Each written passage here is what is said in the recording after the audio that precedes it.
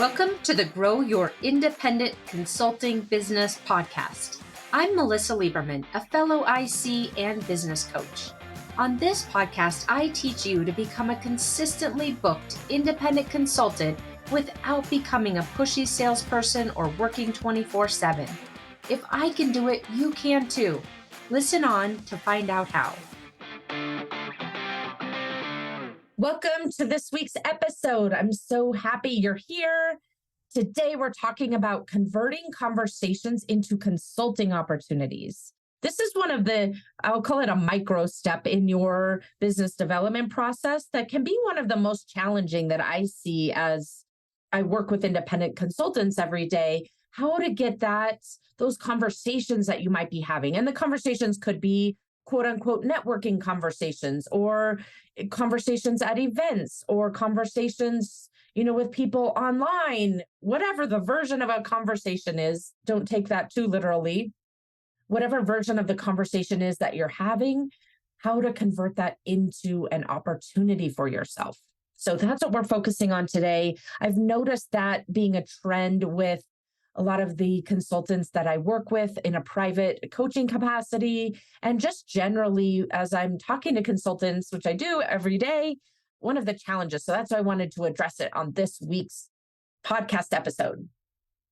Before we dive in, though, I have something very exciting happening within my business. There's something very exciting happening over the next couple of days, and I want to tease it a little bit with you. I hate when people do that because I have no patience. I want to know right away. I think we all do as humans, but I just have to tease this a little bit that there's something really exciting happening in my business over the next several days, and I'm going to be documenting all of it for you and making it into an episode because I know that this thing is going to be really beneficial, not only for my own business, but something that is going to be really impactful for your business. So that's why I'm documenting all of it, figuring out what's working and what's not going to work, and then creating it into an episode for you.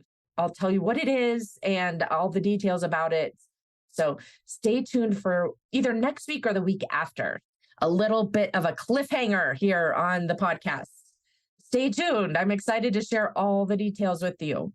So this morning I'm recording this. It's our first snow day. So the school was canceled. I'm recording this the week before Thanksgiving in the US. So it's going to be a long Thanksgiving break.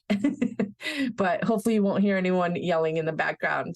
If you do, now you know why. Okay, so with all of that, let's dive into today's topic, which is converting conversations into opportunities for you in your independent consulting business.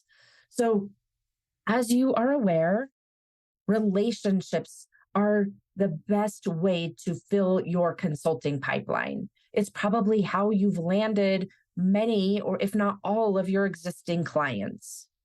Through existing relationships, people already in your network, past colleagues, past clients when you were at corporate, past leaders that you might have worked for, or new relationships, meeting new people and building those relationships and it turning into an opportunity. This is one of the best ways, if not the best way, to fill your consulting pipeline.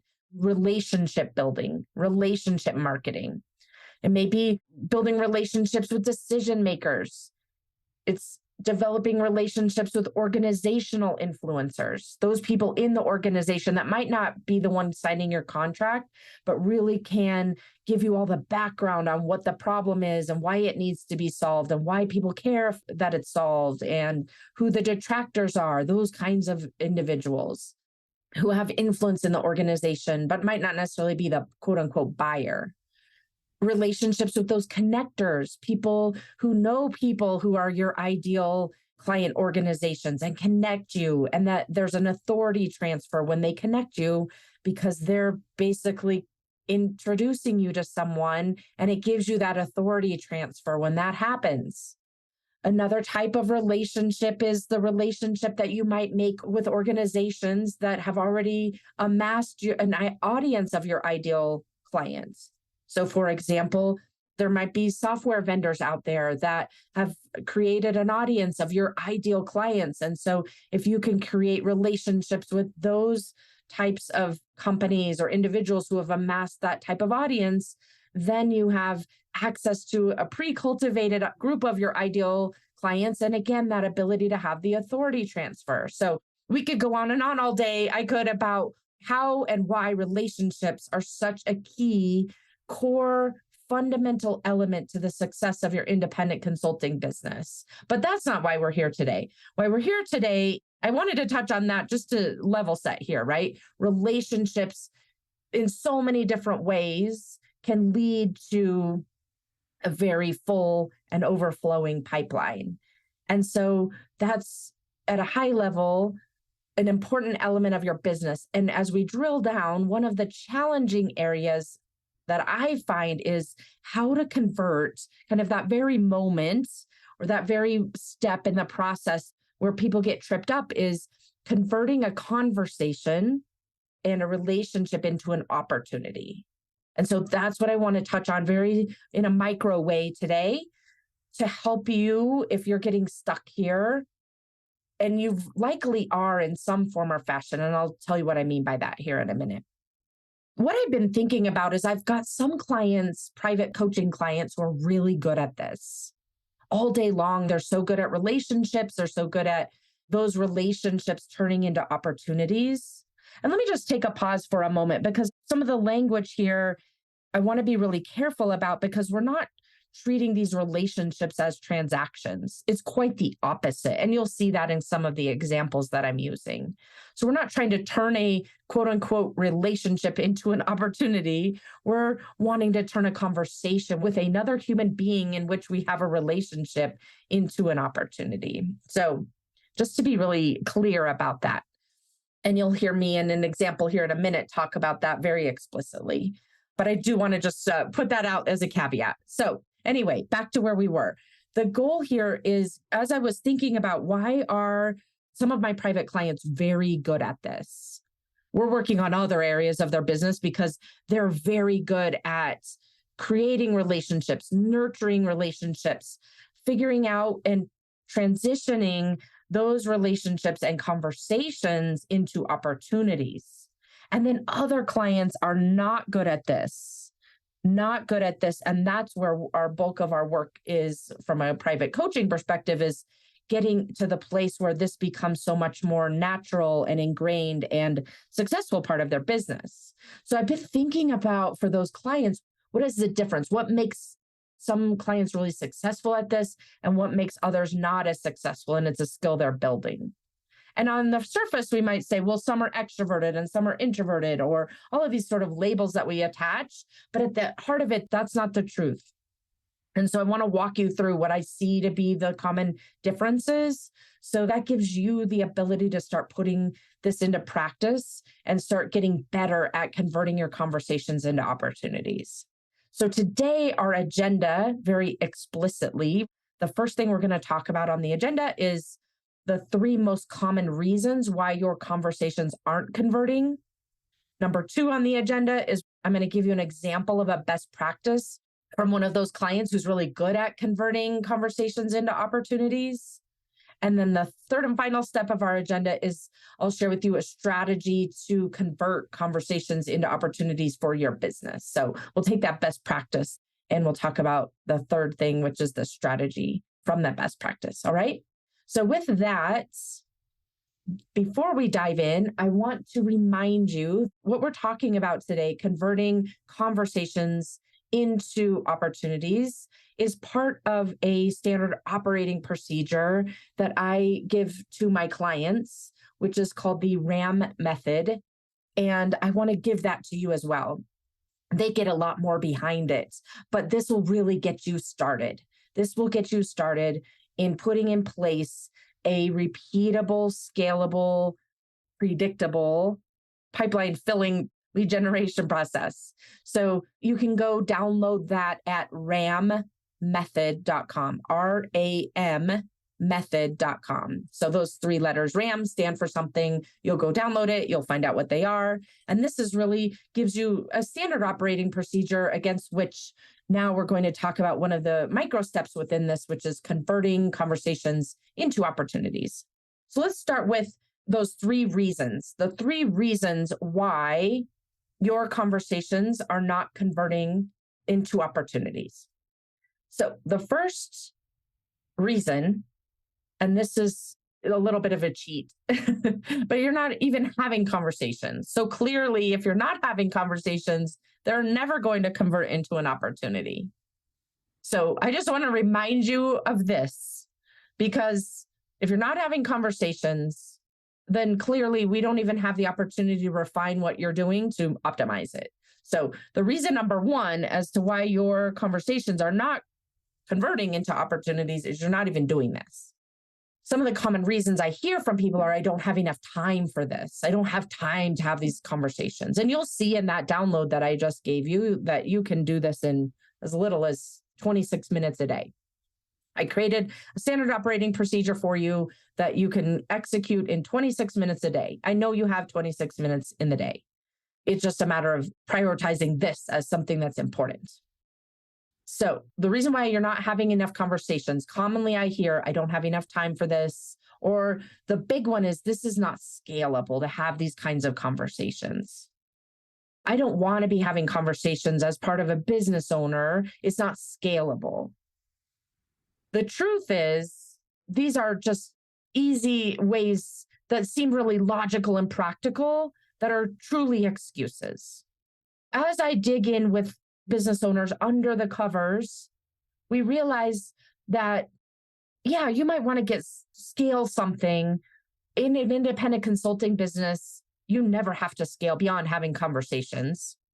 If at some point you do want to, and you're creating more of a repeatable product or something like that, then there's some opportunities to quote unquote scale down the road. But 99 times out of 100, as I'm talking with consultants about this, they're not at that stage in their business. And likely you're not at that stage in your business either, where you're kind of selling something that's very productized that you could scale in quote unquote a way that's like ads or something like that. You can have multiple conversations at one time as a way to scale these conversations, like presenting. That's a great way. But at the heart of it, when we say things like this isn't scalable or I don't have enough time, it's almost always some fear of failing, some fear of looking desperate. So it just sounds logical to say, this isn't scalable, I'm not doing it. But when we look under the covers, the truth is you're not willing to put in the work because of the fear of rejection or the fear of failure. So as a business owner, that's got to be addressed. Now, if you're ready to get to the point where you're having some form of quote unquote scaling, then reach out and let's talk about this. Because 99 times out of 100, the idea that I need to create a system that's scalable is jumping ahead before you even have the base skills to be successful here. So reach out if you're at the place where you aren't feeling like you're good at having these conversations. Let's work through that. Or if you truly are good at having these conversations and are ready to do something in kind of a more quote unquote scalable fashion, reach out. Either way, reach out. You can book a call at consultmelissa.com. Okay, but my point here is that you've got to get to the place where you're having conversations. That's the point here. The reason why you're not converting conversations into opportunities is you're not having enough conversations. Okay, reason number 2 that you are not converting conversations into opportunities is that you could be going through the motions. So you might be past the step of, well, I know that I need to have conversations in some form or fashion, either one-on-one or in groups or at events or whatever the context is, right? You might be having those conversations, but nothing's coming of them. This is very common. As I dig in with my clients and we figure out why that might be, usually they want some kind of a script. What do I say? How do I say this in a way that will help me figure out how to get a next meeting? And yes, the script can be important, and we talk through those on our coaching calls, but there's something more important than the script that comes before the script. And that is the way you're thinking about the conversations. What I find with the clients who are going through the motions, kind of checking the box to say, well, I'm doing this work and nothing's coming of it, what invariably happens as we kind of peel back all the layers and we look at the conversations they're having, they're going into these conversations with some form of a thought process of, I don't expect anything to come of this conversation, but I'll have it anyway. So think about that. As you go into a conversation, a networking conversation, an event, a conference, whatever it is that you might be doing, if you go into that activity with the thought process, I don't expect anything to come of this, while it takes the pressure off of you, it also lets you off the hook from really showing up in a way that is uncomfortable. When you think, I don't expect anything to come of this, you show up in a detached way, you approach it in a detached way. You're kind of like leaning back. And look, your brain is designed to prove you right. That is how all of our brains are designed, to prove us right. And so naturally, if you go into one of these conversations with the idea that I don't expect anything to come of this, but I'll do it anyway, what's going to happen is that naturally, even subconsciously or consciously, you're guiding the conversation in a way that nothing comes of it. You're making a self-fulfilling prophecy. And what I mean by that, to make it tangible, is, if you're going in thinking, I don't expect anything to come of this, but I'll do it anyway, then you're on the surface level with that particular person that you're talking to. You're on the surface level. You're a little bit detached. You're kind of gravitating more toward the friendly conversation versus the deeper conversation about what's really going on and why it matters to them and who they are, what they want with respect to the problems that you solve, what they're thinking about for next year, all of those kinds of deeper questions. You stay so common if you're thinking, I don't expect anything to come of this, just to go through the motions, stay on the surface level, definitely rule out ways that you could help that person. So your brain is focused on, how is this person not the right one to move to suggest a next step with? And then you get off the call and check the box and say, you know what, I did it, but nothing's happening. That's the second reason why you're not converting conversations into opportunities, is that concept of going through the motions. The third reason, on the other end of the spectrum, so if we're looking at a spectrum, on the left-hand side is kind of like, oh, I don't think anything's going to happen, I'm just sort of phoning it in. And on the right-hand side of the spectrum is the opposite, which is like, this has to go somewhere. If you go into a conversation thinking this has to go somewhere or this should go somewhere, then what happens is it's very difficult to convert this conversation into an opportunity, because you're treating it in a transactional way. I mentioned this earlier. You're treating this person as a transaction versus a human. You're going into this conversation, quote unquote, qualifying them. And yes, there's some element that you want to be figuring out, is this a person who has an opportunity, or maybe they can refer me to someone? But when you go in with this idea of this should go somewhere, and you're treating it as a business transaction that you're qualifying and thinking about this person as a quote unquote lead, that other person can sense that. You can sense it if someone's doing that to you, right? Like, I need out of this conversation. This person isn't talking to me because they're interested in me and my challenges and my, what my goals are for my company, or whatever the business unit is that I'm running, or whatever it is next year. They just want to know if I might pay them something. They can sense that. You can sense that if someone's doing that to you, right? So when you're going in to a conversation and making it about you and your business and not about the other person, of course, you're not going to convert a conversation into an opportunity. It doesn't go anywhere. Now that we know these reasons, at least on the two ends of the spectrum here, either going in so detached that nothing happens, or expecting nothing to happen, or going in and like forcing it, those are what you want to be avoiding. That's what will never lead to an opportunity.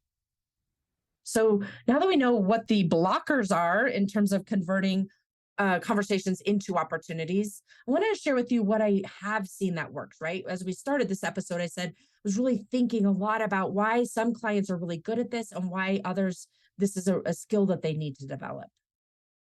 And as I think about this, the qualities that I notice, though those clients who are successful at converting conversations into opportunities are doing a couple of things. They're thinking about the people in their life, those relationships, those business relationships that they have, and nurturing them and creating new ones at a macro level. This is what supports my business. It doesn't have to be any one given person that creates the opportunity that leads to my next contract. So they're not going in thinking this should go somewhere. They're also not going in thinking that this won't go anywhere. They're just having a relationship and knowing and trusting that those relationships will create it, sustain, and grow their business in some form or fashion, even if they don't know exactly how that would be. They're thinking about the other person and what that other person's challenges are, and being really curious and, quite frankly, consultative, leveraging their consulting skills to really understand and create a deeper relationship with that other person, even if they just met them. They're not thinking about this as a check the box or a transaction. If I were to give you in a very simple sentence, the difference between why some consultants are really good at converting conversations into opportunities and why others have this as an area of opportunity to grow, the difference is that those consultants who are really good at this are approaching these conversations in a much different mental model. The way they're thinking about themselves are things like, I'm really good at this. I'm really good at creating and cultivating relationships. And those people trust me and they turn into opportunities. A lot of times that surprise me, they come out of nowhere. They're thinking those other people in the relationship that I've either created and have cultivated over the years, or it's a brand new one that my client is thinking that the other people they're in a relationship with, like I said, either brand new or longer term, that those other people value the relationship, that they also see value in having conversations, that they also would love to help in some form or fashion, whether it's an opportunity, within their organization or them introducing you to someone else. That's what the difference is. It's the mental model and the way that my client sees themselves and sees the other people that they're talking to and thinks about them, and the emotional state from which they're engaging in those conversations. The difference between feeling curious and connected with those other people they're talking to versus afraid and pressured. Those are the differences. And it's a nuance, but I'm telling you time and time again, it has nothing to do with a script. It has nothing to do with the step 1, 2, 3, 4, 5, whatever it is. It has nothing to do with the agenda. It can have something to do with who you're talking to, but it doesn't even have to. It has to do with the way you're thinking about yourself, the way you're showing up. Think about it. If you're showing up as a legitimate business owner who's very skillful at having conversations and helping people in some form or fashion versus I'm a new consultant and I don't know what I'm doing, they're going to think I'm desperate. Think about the difference of the way that you're showing up in a subtle way. It's night and day. I love thinking about this in a way too. I have a client he is off the charts, very good at this. We're talking selling millions and millions and millions and millions of dollars. The way he thinks about things is so different in terms of the people that he's engaging with and the brand new people that he's talking with and the relationships from years and years in his history. The way he's thinking about those people and the potential for them to need some form of help, to his own credit. Like, I'm really good at having these conversations. I'm really good at helping people. If they don't want my help, it's not about me, not making it personal. Versus those consultants who are so good at consulting, but feeling like they're terrible at having conversations and turning them into opportunities. And they're new, or their business isn't going to seem legitimate if they're having these conversations and seemingly needing help. It's night and day. And so that's why it's so important, as we wrap up here, for you to be able to really focus in on the way that you're being, the way you're thinking about yourself, the way you're thinking about other people, and the way that you are thinking that other people are thinking about you. And really getting clear on that so that you're showing up in a much more powerful, helpful, definitive way versus a needy or pressured or frustrated or even desperate kind of way in those conversations. That's what makes the difference. Again, it isn't the script of what you're saying. Everything is about the way we make other people feel. After the conversation is over, the next day, they're not going to remember what you said, but they're going to remember how you made them feel. And so really focusing and honing in on that is the key here for you to be able to convert those conversations into opportunities. What I call, quote unquote, getting clean on your mental model and your emotional state before you're going into these conversations, and not being so divorced from it that you're thinking, oh, this isn't going to go anywhere. And then also not being on the other end of the spectrum of feeling pressured that this has to turn into something.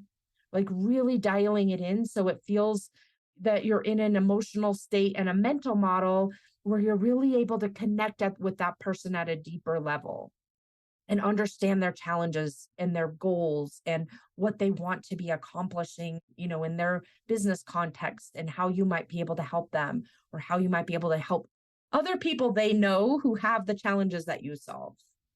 Okay, so as we wrap up today, I'll end here with sharing that strategy to turn conversations into opportunities.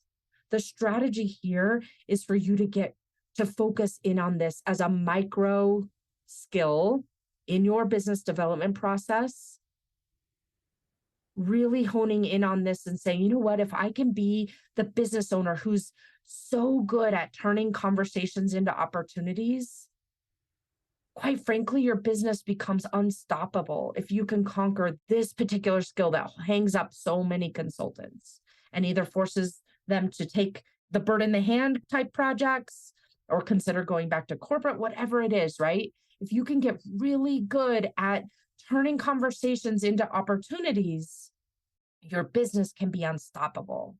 And so I recommend here that you consider, if this is an area of growth for you in your business, make this a quarterly focus project for yourself.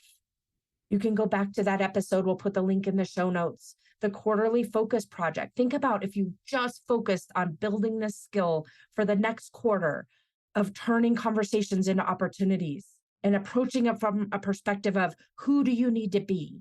How do you need to think? How do you need to feel?